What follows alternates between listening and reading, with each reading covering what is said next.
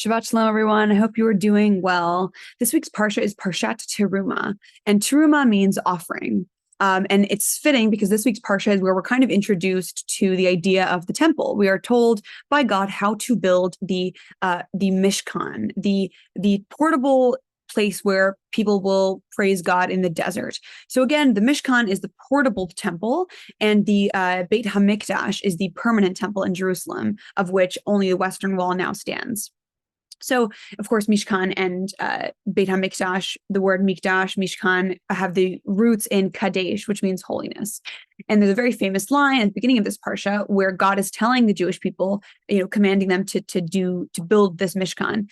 And he says, have them build for me a temple so that I may dwell among them. Asuli mikdash v'shachanti betocham. And the word for dwell, shachanti, is where we get the word for shechina, the feminine description of God.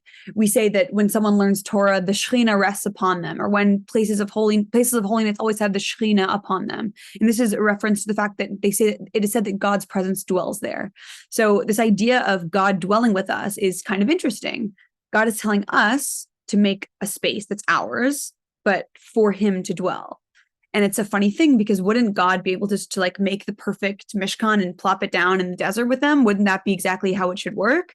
But this is what comes in when it comes into play, the concept of the IKEA phenomena. So I've talked about this before, but the idea that when you build something yourself, you're like, this is the most incredible thing. It's worth this much.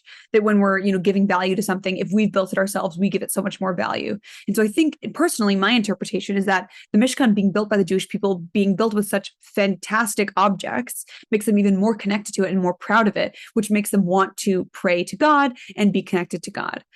So just to bring down a few of the things that are used to build the Beit HaMikdash, it's like blue, purple, pink, wools, gold, copper, bronze, crystals and jewels, and like literally there's so many things. It's like this ridiculous list of things that the Jewish people are being told to put together to build the Mishkan.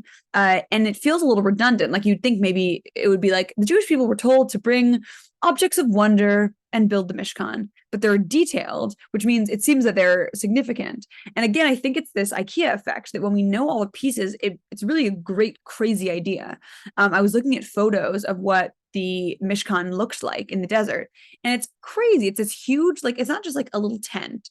It has all these parts, and it's just like, it's so involved. And I guess this is the point, to have something that's so special and big and takes time to build, so it becomes a special thing. But again, I like the idea of the operative, have them build the Mishkan so that I may dwell. That is our decisions of making a place for God that allows God to dwell. And we can think about this in our lives, that if we make our lives places that, are places where we can experience holiness, then we're living lives that God can dwell and that God can be a part of. So that is this week's Parsha, Terumah. God willing, I will see you all next week. Wishing you a Shabbat Shalom and a lovely weekend.